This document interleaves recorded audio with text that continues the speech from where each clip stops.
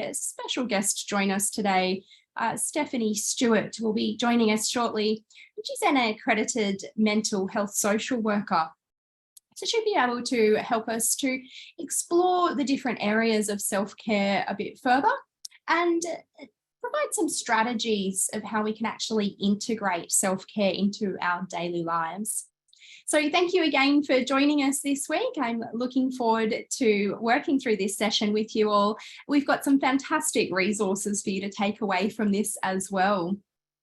As I said, Steph will be joining us shortly, but we'll just get started having a chat through just understanding really the concept of self-care and how that's going to relate to us as trainers and assessors in particular.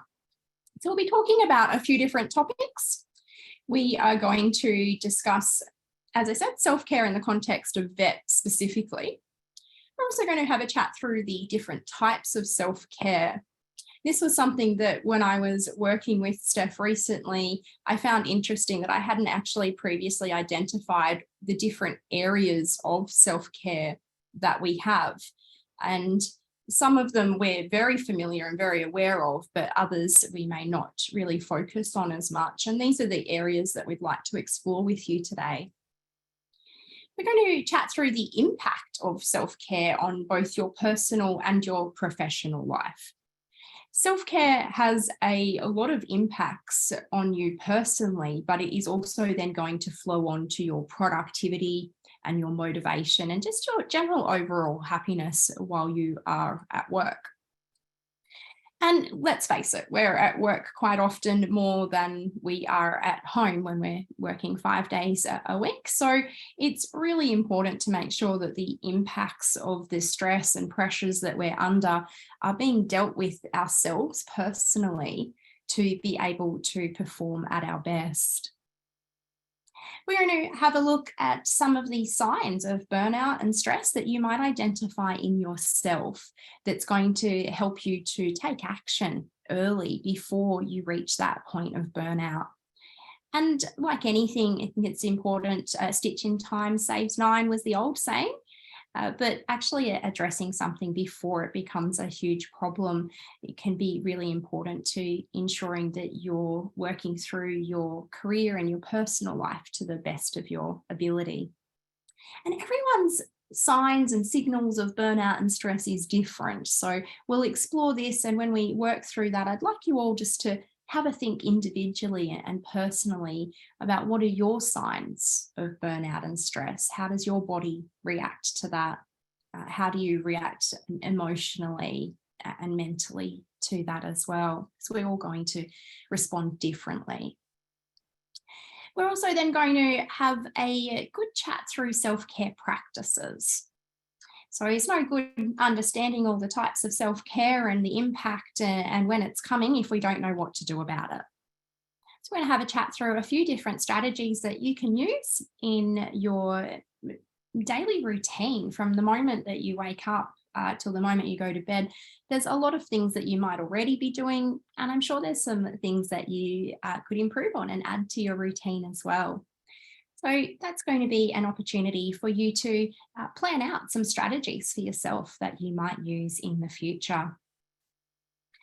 As we move through, I will try and keep my eye on the chat, but we will allow some time at the very end for questions. So if you do have any questions, we will answer those at the end. And if I see any particular ones coming up that are relevant as we're addressing a topic, we will try and address those as well. So wonderful to see lots of familiar names there today joining us again for our professional development. It's great that we can run these sessions regularly for you. And we thought it'd be interesting today to go to a little bit of a different angle, and you might be sick of just hearing from us. So great to have Steph join us as well. Steph will be joining us in just a moment to chat about the types of self-care. But firstly, let's just bring this back into our role of trainers and assessors. At the end of the day, you're your own hero. No one's going to come in and save you. There's no Superman to come and save you when you're at the point of burnout in your job role. When you're highly stressed, you can refer to friends and families and mentors, but at the end of the day, you're your own hero. It's up to you generally to reach out. People might not identify how you're feeling, so we all display our signs of stress differently. So you're your own hero of self-care. And if you start to feel like you want to put your head down on the desk and it's been a really big day, well, that's probably the point in time where you need to start thinking about self-care. As a vet practitioner, there are lots of times in our days where we are not really focusing on ourselves. So I'll speak from personal experience here when it comes to the types of things that we encounter in vet and how we might deal with these. So if you are delivering face-to-face training, it is quite exhausting being on your feet and giving your all to this group. And comes lunchtime and everyone has got lots of questions that they didn't want to ask you in front of everybody. So I don't know about you guys, but I find that half the time my lunch break when I'm training with groups face-to-face ends up being taken up supporting my students because I want to help them one-on-one. And then I don't get much time for a really much needed break myself. So that's not demonstrating self-care. Working late into the evening because I'm committed to helping my students and I want everybody to receive their feedback as soon as possible. Working into the wee hours after our shift has ended is a thing that we'll commonly do as trainers. And again, not generally going to be the best for our self-care and the outcomes that we have.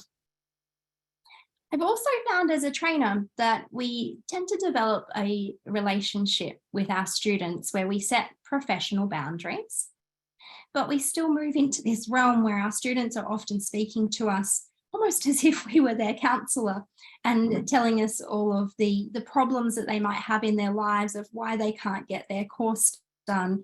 And we can understand and empathise that we all have situations in our personal lives that affect what we do. But as a trainer, we're not really in a position to assist those people. And we can only be positive and encourage them to try and get their work done when they can or make arrangements with them. But it's very, very draining. It can be very draining when you're working with a lot of very needy students.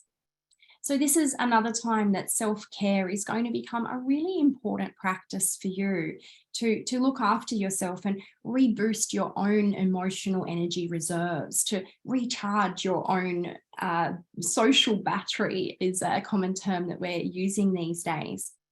So there's so many different times throughout our day as a trainer where we really are under a lot of pressure from a lot of different angles. And I haven't even mentioned compliance yet. So we're only at this stage just talking about, working with our students and haven't even gotten to the point of talking, about the reporting that we're required to do and the stress and pressure that we're under to ensure that we are meeting every obligation that we have on us as trainers to have our RTOs compliant. And there is a lot of obligations on us as trainers to meet compliance requirements, right from the very beginning of our students' journey to the very end. And this can also apply a lot of pressure and stress on us. So there's so many different aspects of what we do as trainers and assessors that can lead to burnout and stress. And I feel it's very important for us to be aware of our own personal signs of that and the strategies that we can use to prevent us moving to a point that we're going to have really negative impacts from it. One of the negative impacts that you're going to have is a reduced capacity to work at your best, which is going to lead to reduced productivity.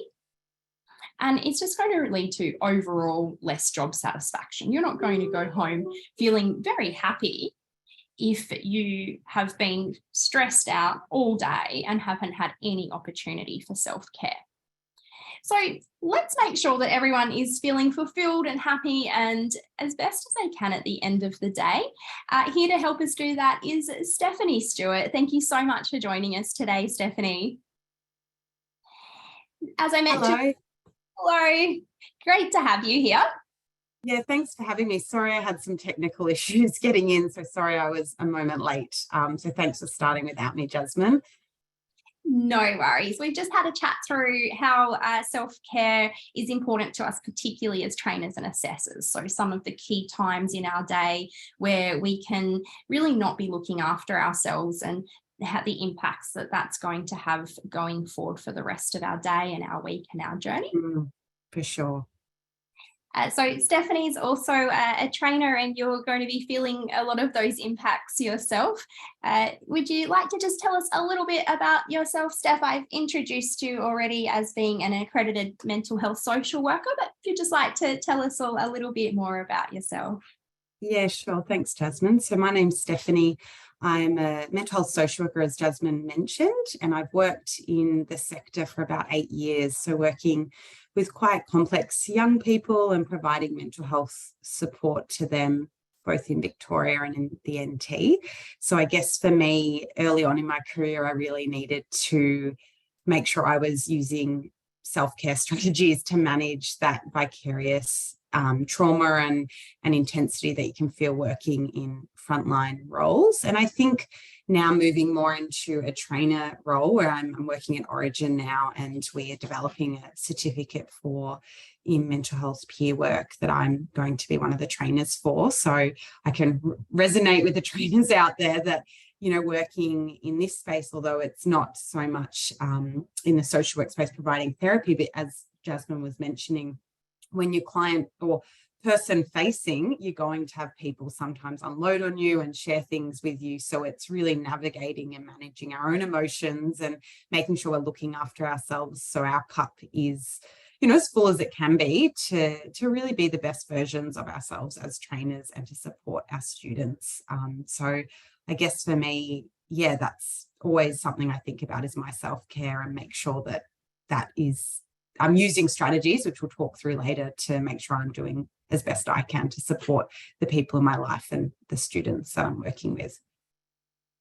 Excellent. Thank you, Stephanie. And we're throwing this word around a lot, self-care. So let's have a talk about what it actually means. Could you explain the types of self-care and the benefits of each of those different types to our overall well-being?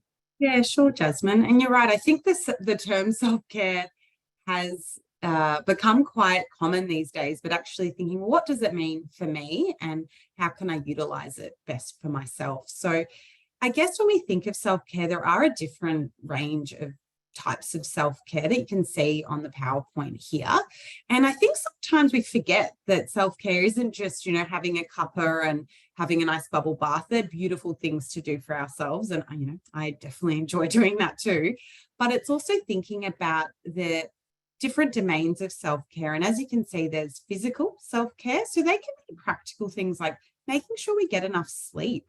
Sometimes as simple as that is making sure I've got a really good bedtime routine and sleeping and, putting really good parameters around that is actually a really good type of self-care, because as we know, then that will flow on well into our day, into our productivity and into our concentration.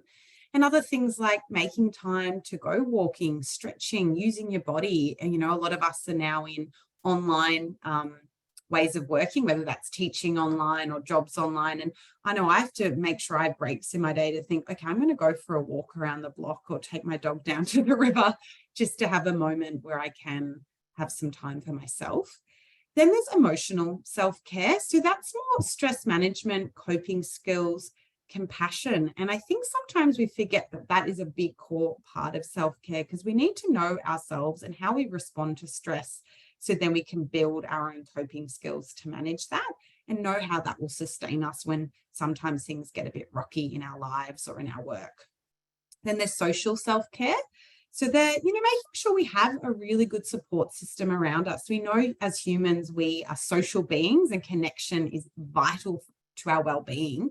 And so it makes sense that once again, that sits under self-care, because we need to have those genuine connections and people that can check in with us and building that system around us. And the other thing is boundaries. I think, we all live very busy lives, and managing our social batteries is important. So sometimes when, we're feeling overwhelmed, it's also okay to be like, I'm going to put a boundary and make sure I have this evening for myself, or I have 20 minutes where I'm doing something for me and not seeing other people. So there's spiritual, so having time alone, having prayer, meditation, whatever spirituality means for you, but making sure you do engage in those rituals if that's something that is important for you. Then there's personal, so hobbies, creativity, goals, identity, doing things that boost who you are and really engaging your identity in a way that's unique for you. Space, so having a home that feels safe for you, having an environment that feels healthy and warm, whether that's the people in it, whether it's the space where you're living, is that a place that you enjoy? And does that feel right for you? Because if we're not living in a space or feeling safe in a space, then how are we going to be able to engage in these other areas of self-care? Then there's financial. So as we know at the moment, cost of living it's a crucial thing that we're all thinking about. And I think that's a big factor impacting probably all of us in different ways. So really considering, how do I save, budgeting, what's my money management strategy? Because if I'm thinking about that for my self-care, then hopefully I'll eliminate those stress experiences when, our mortgage rate goes up or whatever else is that we're trying to navigate in this world at the moment. And then work, which obviously leads really well into this workshop because that's what we're talking about within as trainers, but thinking about, what are our strategies that work for self-care? What's our time management? What's our work boundaries? I know Jasmin spoke earlier saying often at lunch breaks, you get students asking lots of questions and not being able to have some actual time to eat and sit between, sessions. So is that a boundary that you actually say to students, I can't take questions at lunch? It'll be, at the end of the day that we have a Q&A time where you can call me and, that's okay to put those boundaries in place. And making sure we all have breaks, I think can be hard, but is a really vital one as well. So they're the kind of domains of self-care. And I guess just for everyone listening to be thinking about your own kind of domains and what fits in each area. Absolutely fantastic. Thank you, Stephanie, for explaining those different areas. I think everyone can see how they filter into each other as Stephanie was going through them. They just led to one to the other until we got to work. And so all of them are going to impact our day when we're at work. If we're stressed about financial situations, well, that's constantly in the back of our mind. If we haven't got, that money management plan in place, it's taking up a space of our thought that could be better put elsewhere. So all of these really filter down into our everyday lives at work, don't they? Yeah, for sure.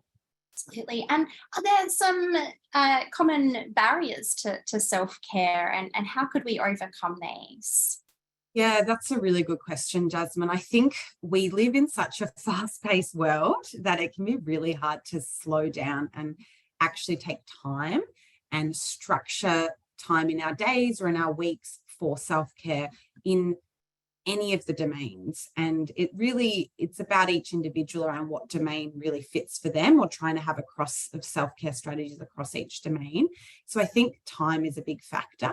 And I think sometimes too, as people, we sometimes don't prioritize our own self-care because, we're parents, we're working, we've got so many other things that we want to put our energy into, that prioritizing ourselves can be the last thing that we do, or feel that guilty if we do prioritize our own needs. And sometimes too, I guess making change isn't always easy. So actually putting time in to put strategies in place to make change, to embed self-care routines, can actually require a bit of work and effort. And so that can take a bit of time to get those things in place. And so then if we're not planning and practicing it, that can then be a bit of a barrier to then start utilizing some self-care techniques. So I think there are a few barriers there, but hopefully this seminar gets people thinking around how can they navigate some of those barriers for themselves. Excellent. And we've got a resource here for you all to do a bit of a self-check on this and see how you're really managing things when it comes to self-care. So be honest with yourselves, everyone. I'm going to share it in chat. I'm going to pop a link up in there and you will have access to these resources as well when we pop this up on the website. Okay. I don't think that was the right link. Let me So that's it, the self-care checkup. Is that going to work for everybody?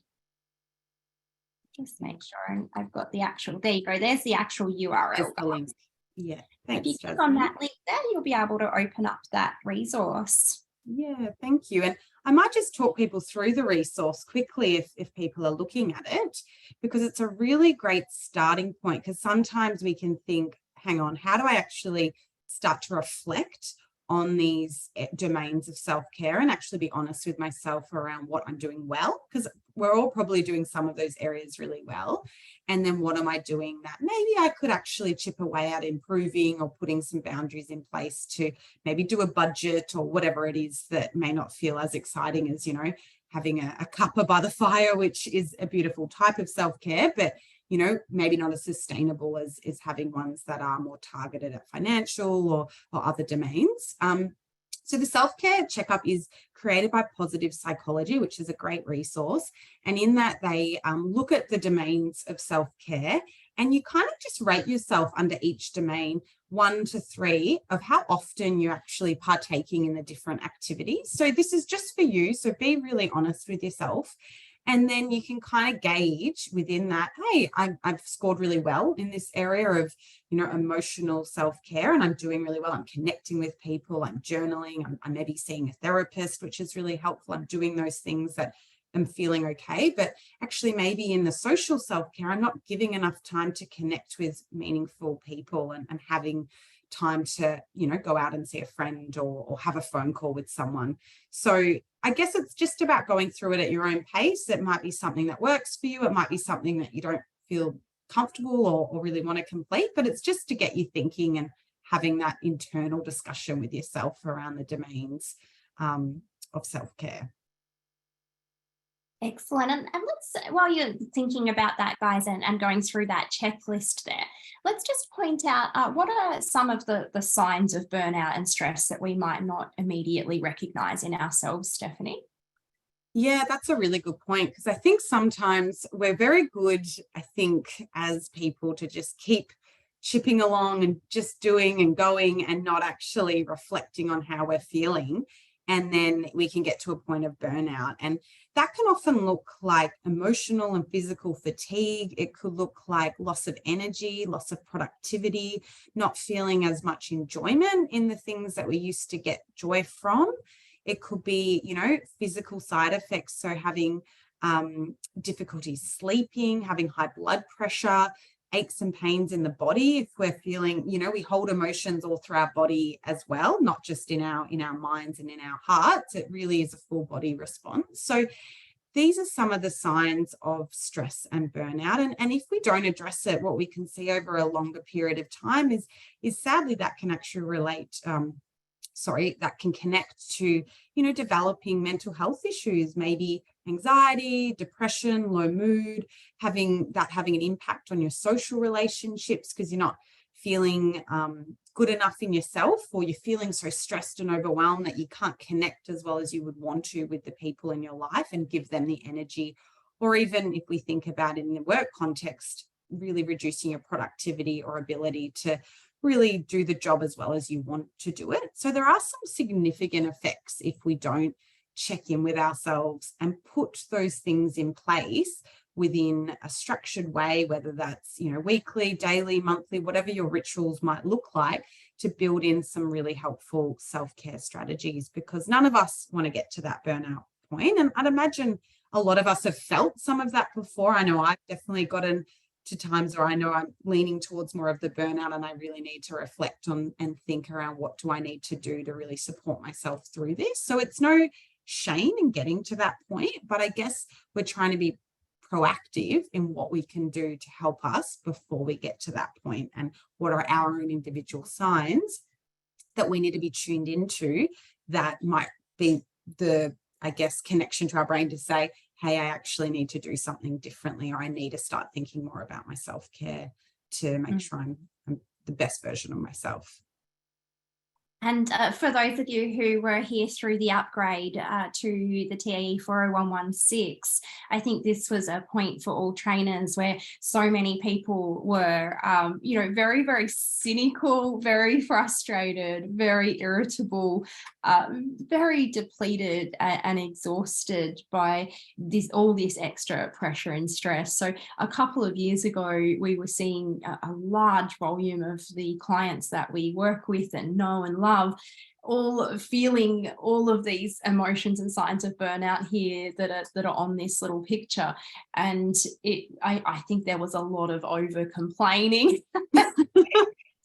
There would have been a lot of Sunday night blues with everyone sitting there trying to do their TAE upgrade course. And that was a real point of burnout for a lot of trainers and assessors. So I think for those of you who are here today who, moved through that whole upgrade period, you probably recognize some of these signs here, because I know that straight away that made me think of how a lot of trainers were feeling at that point.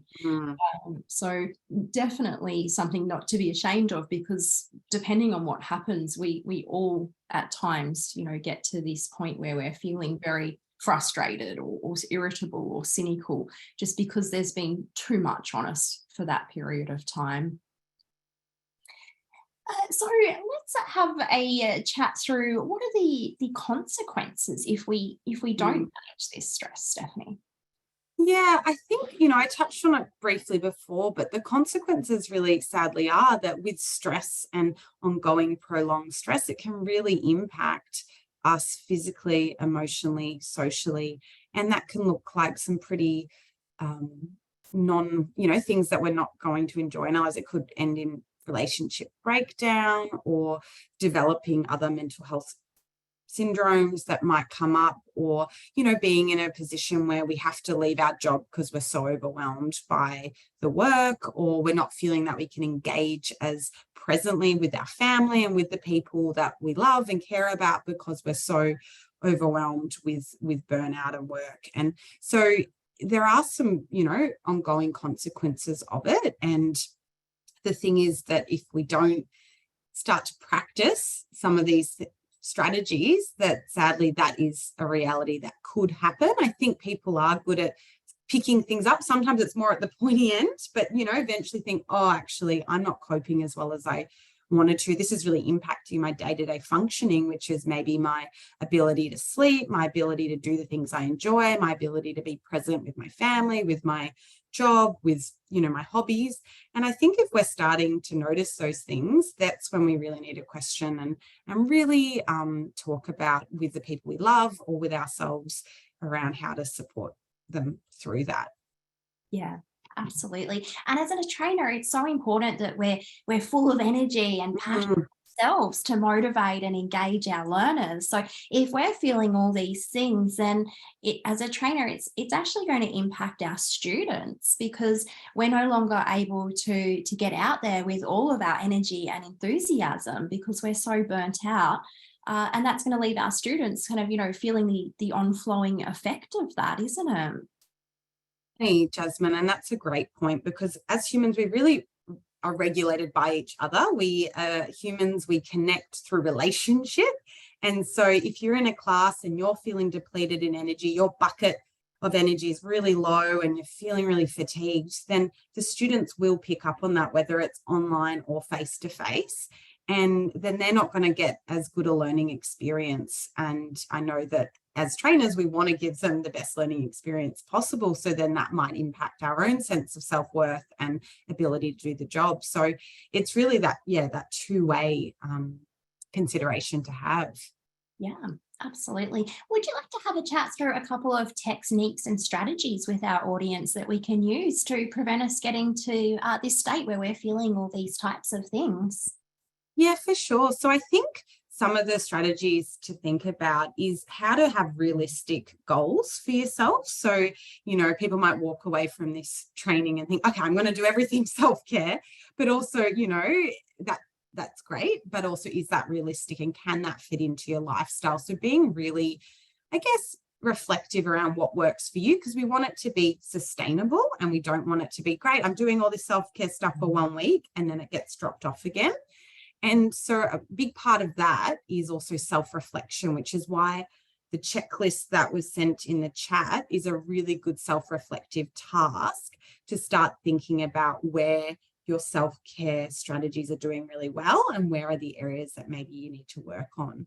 And then that flows on really well to the slide that we have up here, which is a self-care wheel.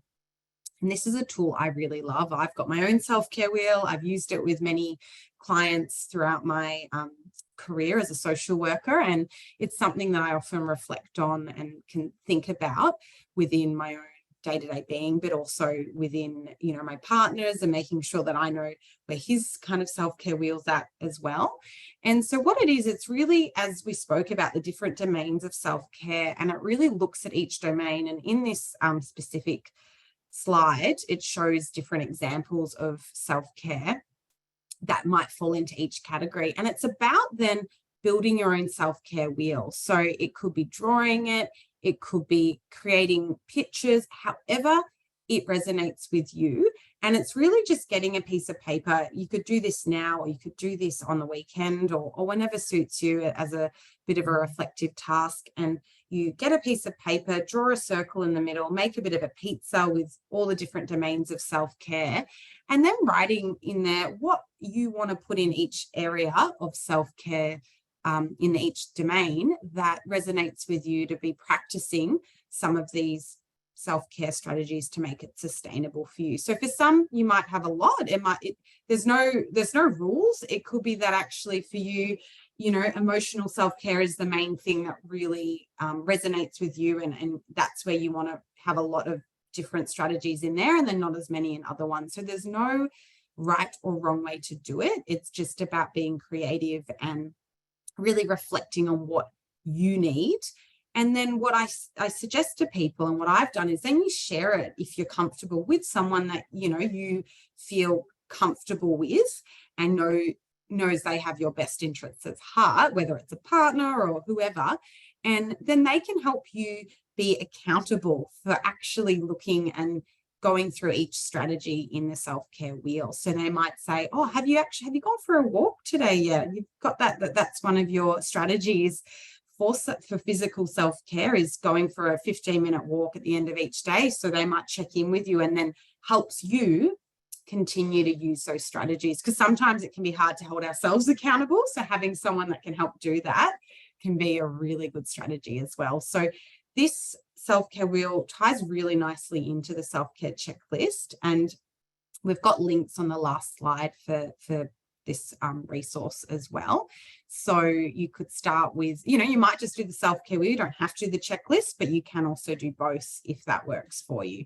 And so I think Jasmin's just put that website, thank you, the link into the chat, so people can click on that. I think you might have to potentially put your email in, and then they send you lots of PDFs and stuff, which is great, with heaps of tools, and they even have like a blank self-care wheel you can use. So there's lots in there that you can look at and see what fits for you.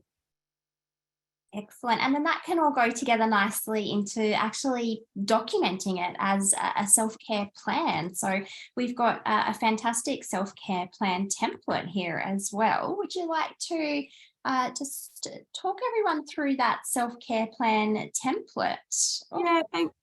Thanks, Jasmin. So another resource. So it's really about doing what works for you. And so there is a self-care template that Jasmin's put in the link, so feel free to open it while we're chatting. And that's a bit more of a structured plan, where you can do on your own or do with someone, to help tease it out together. And it's really getting you to think about, what are your personal signs of stress? So we spoke a little bit about what stress and burnout can look like, but that can really look different for each of us. So we all have different signs and symptoms of burnout and stress, and it's really about knowing your own. And so for me, I know when I'm getting stressed, if I'm starting to not sleep too well, I'm like, okay, this is a sign that I need to be maybe thinking and doing something to really support me in this, to respond to this. And so it's really getting you to think about your own personal signs of stress and jotting them in. And these can look different for each person. And then it's getting you to think about, what strategies can you use to manage stress? So that could be all different things. It could be walking, it could be talking to a friend, it could be going to a boxing class, it could be doing some mindfulness and deep breathing, it could be having 10 minutes at the end of the day where you vent about your day to someone and then say, okay, I've done that. Now I'm ready to move on with my evening. So a bit of a way to block end the working day. So there's so many different strategies. And if you're kind of struggling to think of some, I think you can, there's heaps of online resources and activities that you can Google, or get some ideas from the self-care wheel, or ask people, be like, have that as a conversation with a friend. How do you manage stress? What are some of your strategies? And then workshop stuff together, because often what might suit one person, you might give it a go and then see if it suits you. And so then it goes into, what can you call upon for support? So who are those people? What are those places that you can go to for support when you're feeling really overwhelmed? So that could be a therapist, it could be an online chat group, it could be meeting up with friends for a coffee and just sharing what you're going through. So there's no one way to go about it, but I guess it comes back to that idea that connection and being us as connected beings is a really useful way to manage stress and utilize self-care. And then the last part of this self-care plan is, what enjoyable activities can you include in your routine over the next month and when? So a bit similar to the self-care plan, self-care wheel, it's then getting you to schedule some realistic activities for yourself. And that could be, one could be, I want to book in to see a financial advisor, or I want to create a budget, or I want to clean my house on a monthly base for 2 hours. And that's something that makes me feel, then I've got a space that feels comfortable for me. So it can look so different for each person. And it doesn't mean just the classic things of getting a massage or having a spa bath or booking a holiday. Those are all really great things and so important, but it's thinking about what are those ongoing strategies, or then what are those bigger things that you can look forward to, such as booking a holiday. That might not be a monthly thing, but you could say, okay, that's something I'm going to work towards, that each year I need at least one holiday, or whatever suits you. So these are just ideas. These are not prescriptive. So it's about being flexible with it to make sure it suits you. And this is one example of a self-care plan in the link that was being sent, but there's other ones out there as well. I just like this one because I thought it was really clear with the questions, but you could Google or explore other things to see what suits you, or make your own. Like, these are just structures that you can adapt. So things to consider. So these are some of the really good strategies I like and have used for myself and for people I've worked with over the years. And I think it's important to recognize that these things don't have to take a long time. Like, it's not like we can go to the day spa every day. I wish, Jasmin. We can't go and get a massage every day. But there is things that we can do for ourselves on a daily basis. And I think personally, I kind of fell into a trap over the years of prioritizing my work tasks over my self-care, just thinking, I don't have time for that. I'm so busy. I've got all this stuff to deal with. And if I don't deal with that, then I'm going to be really stressed out. But I was just falling into this vicious spiral that the more that I focused on how much I had to do in my work tasks and put my self-care to the side, the more frustrated and unfulfilled I became in just the fact that I was just constantly trying to do these tasks. Whereas just these little things that are on this self-care, we really don't have to take much time, do they? No, that's a really good point, Jasmin, is it doesn't have to be moving mountains to embed some of these strategies. For me, a simple one that I do is going and making sure, this was more when I was working in direct practice and things were really busy and you're seeing some really unwell young people. And I'd always make sure I had 15 minutes in the morning where I'd walk out, get my coffee and come back. Even if things were, a bit of a mess and there was a lot going on, it was just a little ritual I had to just ground myself in the beginning of the day and then be like, all right, I'm ready to take on, and support the people that I need to. And that, I guess, might be similar with when we're running trainings, is having those 10 minutes in the beginning or on your lunch break to just center yourself, even just saying, I'm going to do a breathing exercise. There's heaps of apps out there that we can use. Smiling Mind's a really good one that does like really short mindfulness meditation sessions. That could be, hey, at the beginning of the day before I log on into the training link and be ready and present, I'm just going to take a moment to ground for 5 minutes and do a mindfulness with myself. And that's a really helpful way to then feel ready for the training. So it looks different for everyone, and it can be really simple things that make you feel that you're just being able to build that into your day. Absolutely. And Anthony's just shared with us that journaling is something that works for him. So, that might be something that works for others as well. And journaling doesn't have to take long. It can just be a couple of little entries in there. Something that works for me that doesn't take very long is just a series of box breathing. And just taking that moment just to push away from the desk and do some box breathing. It only has to take a minute. And I feel so much better when I come back to it. And the things that are going on in our environment, if you can, the lighting can affect us and cause stress. So if you're taking a moment to yourself, turn out the lights if you can. If it's not the entire floor that you're about to put into darkness, if you've got your own private office and you can take that moment just to switch the lights off and just sit quietly and calmly and breathe. It only has to be a couple of minutes and you can get back into your day. And just that change of the lighting and the environment will change how you're feeling. I really like that one, Jasmin. And I think that really ties in nicely with our 5 senses. So I'm not sure most people probably know we have 5 different senses as humans. So touch, taste, smell, what are they? The 5 ones. I'm trying to think of them. But being able to connect with our senses is a really good way to regulate and calm ourselves down, whether that's saying I'm going to really just sit for a moment and really engage my listening. So what are 5 things I can hear right now that are going to bring me to the present moment? It could be listening to a bird chirp. It could be listening to a song. It could be noticing the clock ticking on the wall, but it's making you be really present. And that's a really helpful way to engage with and regulate ourselves. And so it could be really anything, but I like that, trying to engage with the 5 senses. And there's a few different activities around that people could try out as another way to just take a moment for themselves. Yeah, so just try all these different things, guys. See what works for you. You might like to revisit your plan on a regular basis and see, oh, well, I did try those things, but I never did that.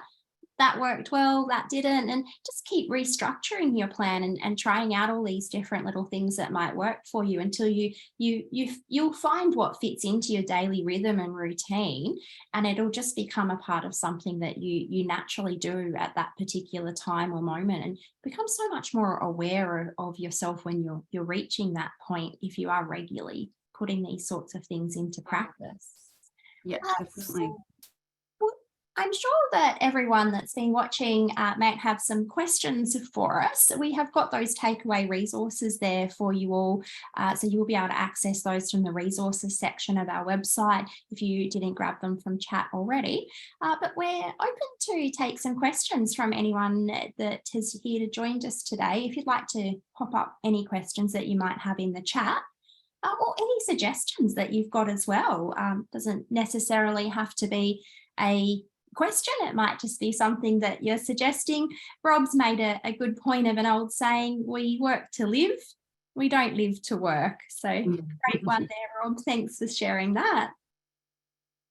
And a really great one on the journaling as well. Has anyone else got anything that they'd like to share that they do that they find helps them with their own self-care?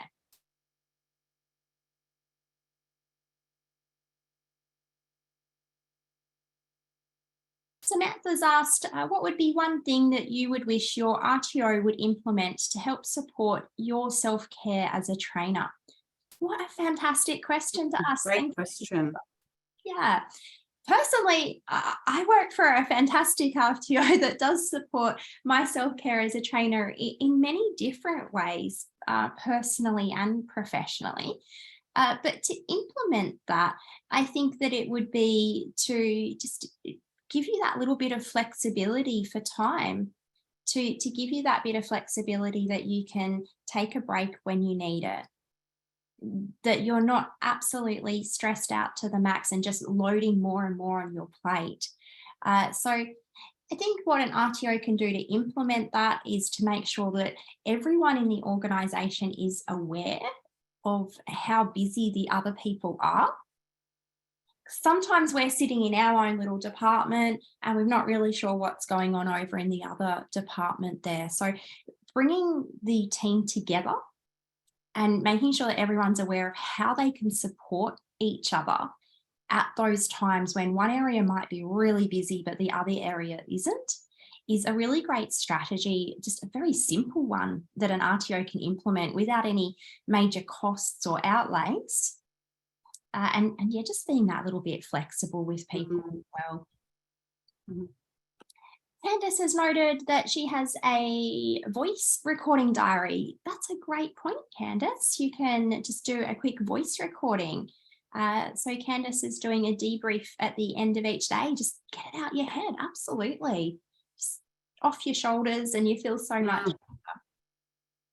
For sure. There's some really great, suggestions coming through. I really appreciate people being happy to share. And I think just on Jasmin's point to the question on how the RTO organisation can support trainers is also, I think, having space where trainers can connect, whether that's a team meeting or a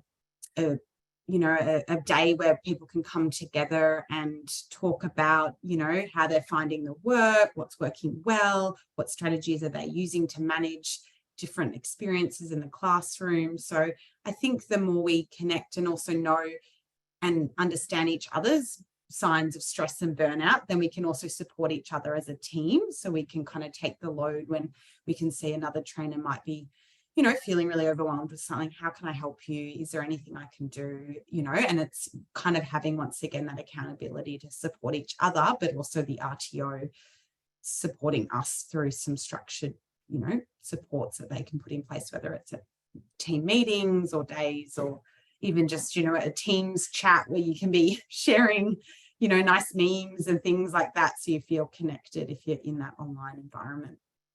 Yeah, absolutely. And a free massage voucher wouldn't go, far either. So they can always throw out some massage vouchers.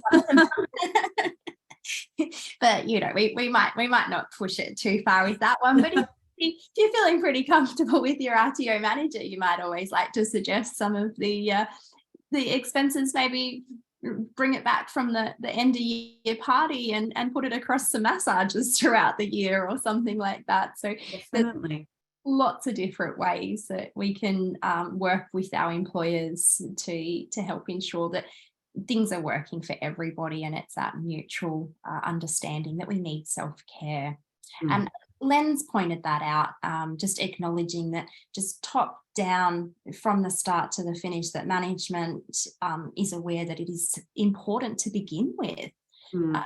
If your management isn't really aware of this whole subject that we've talked about today, you might like to share a copy of the link to the resources article with them. So they might even take something away from that themselves and see how important it really is. And then that'll give them a good incentive to introduce it as well. Rod mentioned another point, that it would be great for RTOs just to get trainers together. So the same as Stephanie was just saying, in coming together and having those meetings where we can just sort of talk openly about how we're feeling and what we've got on our plate. And Rob's actually said that doing that for trainers that are doing PD, to have a learning group together. And so that'd be really helpful to relieve some of the stress or pressures of upgrades and studies that we might be undertaking as a part of our professional development. We also have Emily has commented that consistent sleep routine, no screens. Absolutely, Emily.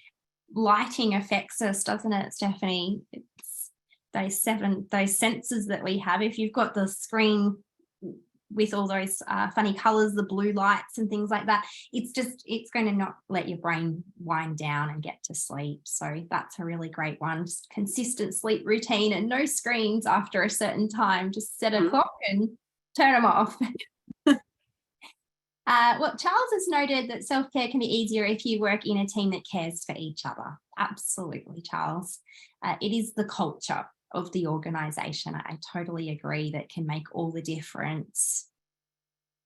I think everyone else is agreeing with that too. Greg's noted that being a TAFE teacher is high on workload. Yeah, regardless of what RTO you work for, Greg, absolutely. Whether you're at TAFE or a private RTO, we have got a lot of workload. It is stressful and demanding. So you're saying even your holidays are taken up with PD and admin. That's no good. A holiday's a holiday, Greg. You've got to stop. You got to put it to the side a little bit. In that situation, I would approach your organisation and request some study time out of your normal working week. If you're finding that your holidays are filled up with PD and admin, then you might like to look at your time management plans of your working week when you are there and try and make sure that that admin's taken care of just through some different strategies, maybe the order that you're doing it in or the way that it's being prioritised, and delegate. Don't forget to delegate. I think we're terrible at that, aren't we, as teachers? We want to do it all ourselves. We want the job done right. If you want something done right, you do it yourself. But delegate out some of those tasks. If you're finding your holidays are overrun with admin, then there might be someone else that could maybe take over that for you, because that's a really important time to rest and relax, and you're not it's not a holiday if you're doing PD and admin. Okay? Definitely, yeah. And I think having ongoing chats, if you've got a supervisor or someone that's helping you manage your workload, is having that self-care on the agenda every time you catch up with your supervisor. So that is part of the discussions that you're having, not just, okay, how's your job going? What are you teaching? It being more line management, but also thinking around, well, how can you build in self-care discussions, or can you share a self-care plan with your supervisor? So then you're also making sure you check in around that when you're meeting, if you meet with them monthly or fortnightly, whatever it is, could also be a good structure for supervisors to know then how to support their staff with self-care and vice versa. Absolutely. It can become a part of your own personal development plan. You can include self-care in there, and we're required to keep PD plans. So let's incorporate this. Mm-hmm. Recently in 2017, the Australian government commissioned a whole report into self-care in Australia. So this report is available on the internet, and it's I think about a 60-page report on self-care practices in Australia. But I think the nutshell that they summed up was that we actually have a very, very low emphasis on self-care in Australia, and we actually have a lot of misconceptions around what self-care is. So that was, I think, a really great session for us all to participate in today, because it's not just our industry sector, it is right across all industries. And we come together as trainers here from all different industries. So from both a trainer's perspective and your industry's perspective, self-care is really important, and that's starting to be recognised a lot more now, even with this research into it from the Australian government themselves. Well, we've got one last question. Nikolai, how are you? Good to see you here again. Nick's asked, what are the causes of all this stress? I hear bad employer, I hear too much workload. Are there other causes, Nick? Definitely other causes, aren't there, Stephanie? Yeah, so causes of stress can look different for each person depending on what's going on for them. And so obviously work can be a cause of stress, family challenges can be a cause of stress. Yeah, and I guess I think someone just said in the chat, external causes. So I think sometimes there can be internal causes and then external. So internal is how we think and perceive things, can also be quite stressful. So if I'm looking at a situation and getting really stressed and anxious about it, then that's an internal stressor. I might be overthinking a training session I have coming up and worrying about it, and that's causing internal stress for me. And then external, it might be I'm worried about a meeting that I have next week with someone, and then that's causing stress, or, I'm worried that a family member's maybe unwell or have got illnesses going on, or, COVID, that was a big external stressor for all of us. We had to change our lifestyles completely. So I guess there's internal and external causes of stress that are ongoing in all of our lives. We can't avoid stress. And sometimes a little bit of stress is actually quite good because it can motivate us and keep us on task and get us into a really good state of, getting through a training where we need to, and then be like, oh, that's done. But what we find is too much stress, or where the stress just is ongoing and we can't reduce it, is when those signs of burnout and things can actually have quite detrimental effects. So it's really knowing your own stresses and what, stresses you out, because each person, it's going to look a bit different, and really tuning into that and then thinking, oh, okay, for me recently, I moved house, and that was an external stressor that really did impact me, because I was trying to manage a new job and trying to move home and do a lot of different things at once. And so I knew that was a time where I needed to make sure I didn't let my self-care strategies drop, because that was a really kind of stressful time in managing that situation. And I got through it, and I was able to use my self-care strategies to help manage those emotions of stress and feeling a bit overwhelmed, navigating a lot of different things at once. Yeah, absolutely. Well answered, Steph. And Viv, yes, as Steph just said, that we do need a little bit of stress is good. It gets us going, gets the job done. But there's a point there, isn't there? And I think we'll just finish up today just reflecting. We've talked about, what can our RTOs do to implement it? But I think it's important to recognise at the end of the day, guys, we're our own heroes of self-care too. So thank you so much, everyone, for joining us today. Go forward, be a hero of your own self-care. Share this with others who you think might be stressed out and reaching that point of burnout, and you help somebody else to also find that balance that we can achieve between work and life. Thanks again, everyone. Hope to see you at the next session. See you later. Thanks, everyone. Have a good weekend. Thanks, Steph. So great you could have you join us today. Really glad you could be here. Thank you. No worries. Thanks so much.